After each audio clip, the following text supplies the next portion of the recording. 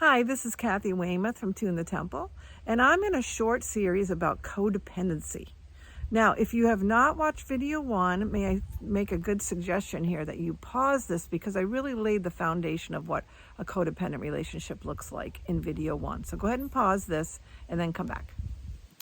Okay, now in video 2, I'd like to talk about why a codependent relationship is harmful to both people, how it hurts each of you. But let's do a quick review. A codependent relationship is a relationship between two people.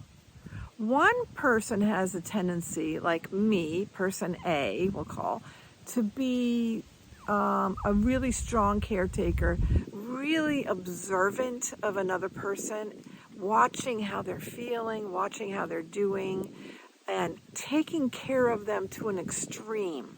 Okay, that's the giver person. And the giver person often is not focused on their own needs. They're much more focused on someone else's need. I think probably, in a sense, it could become smothering. But it doesn't usually, because person B is a taker.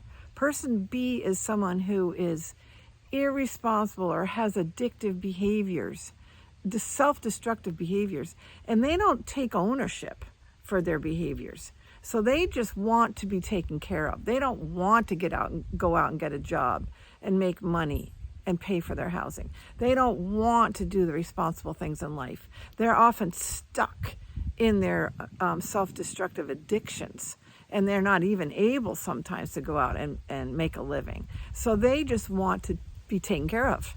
So this relationship can be quite enmeshed, and it can be quite unhealthy for each person. Okay, so that's person A is the giver, person B is the taker. Okay, now let's talk a little bit about why this is unhealthy for each type of person. Okay, so let's first go with person A. The giver, the biggest challenge about being such a giver is that it can be so draining. It can cost you so much energy because your focus is on the other person. You are paying for the other person, or you're working extra hours to make up for their lack of finances, or you're picking up the slack for them. So this is a high demand on you. This is more than what you're meant to be doing in life. Okay, so that is one of the reasons why this is unhealthy for the giver.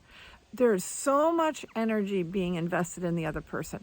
And also, another part of that is your own needs are not being met. Your needs are just important as other people's, but yours are not being met. You're not focusing on getting your needs met because you're so focused on the other person. So there's a real unbalance there, and that's not healthy for you if you're a giver. Your needs are important and they need to be met. And so one of the strategies that I'll talk about in another video is focusing more on yourself, a little bit more, just to bring some balance. What do you need? Okay. Now, another consequence of being a giver is that often you will start to go into some negative emotions about this person and this relationship. And you'll start to have some resentment that you have to do so much for them.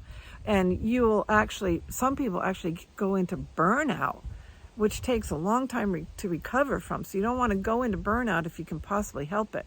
And then there's often some depression, some loneliness that comes from this experience. You're investing so much in the other person that you're not healthy in your own self-esteem. You're not balanced as a person. You're way off balance giving to the other person. Okay. Now, interestingly enough, I thought this is when I was doing a little research on codependency to add in more than what I already knew from my own experience, I noticed that the person A, the giver, can actually go into some self-destructive behaviors themselves. Eating disorders can be a result of being an excessive giver. And I experienced that. I was a compulsive overeater for many years. And that's because the stress of my life, I didn't know how, I was suppressing my emotions, and I didn't know how to deal with the stressful scenarios that I was in. And so eating was a way to just manage my emotions and to just kind of stuff them down and to just not have to deal with changing something. Okay, so there's other addictions too, and other destructive behaviors that can happen for the giver Isn't that amazing? Because you would think the giver is trying to do something good, but in the end, they're actually being hurt by it. And often givers lose their sense of identity. They don't know who their own person is. They're not focused enough on themselves and their identity and their needs. They're very much involved in people pleasing and rescuing and focusing on what other people are thinking and what other people need. Okay, so if you are a giver, I just want to reinforce that this is not totally healthy for you, that some change could really bring about some positive benefits in your life, okay? I'm going to give some suggestions in a future video. Now, for the taker person, the person who is not being responsible, wanting other people to take care of them, this is hurting you as well. So this is so easy for me to see because I've seen this so many times. When a giver takes on too much responsibility that should be the taker's responsibility, do you know what happens? That taker, person B, gets completely stuck. They don't mature. They don't grow. They don't grow up. They stay stuck in their addictions. They stay stuck in being needy. They stay stuck in expecting other people to take care of them. They don't grow up and become a responsible adult. And that's really sad. And so many people who are givers, person A, who are overly taking care of the taker, person B, a lot of the enablers, the givers, enablers, don't see the damage that they're doing. If you are an enabler or a giver, same person, person A, step back. Are you causing a person B, a taker, to not take responsibility? Are you actually reinforcing their destructive behavior? Are you preventing them from facing the consequence of their bad choices? Okay, this is really hurting person B. Tragically. So many people have a blindness. They don't see that. They think they're helping. They're trying to help. You're actually harming. You're doing more harm. Okay, so person B now gets to stay stuck in this victim mode. They can blame shift everybody else in their life for why they're not doing well. They continue to need other people in an unbalanced way. They stay addicted and irresponsible. Is that what you want for person B if you are person A? No. Everybody wants the other people to grow up and become mature, responsible adults. That's what life needs us to be. We all need to be mature and responsible, and then we're able to give back into society and give to those around us and give into our circle of people.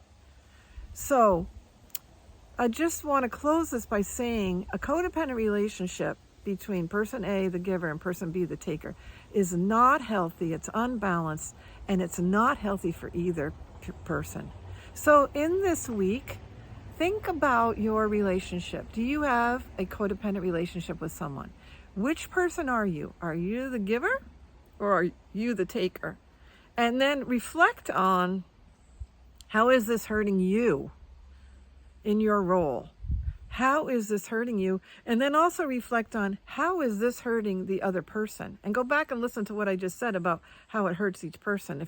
If you're finding which one you are, and then you're like, okay, what did Kathy say? Just go back and rewatch the video. Okay, I just really want to encourage you to realize that codependent relationships are not healthy for either person. But there are strategies to come out of it, and I am going to bring you some solutions because I always want to do that. I don't want you to I don't want you to stay stuck where you are. Okay, so this is Kathy Weymouth from tunethetemple.com.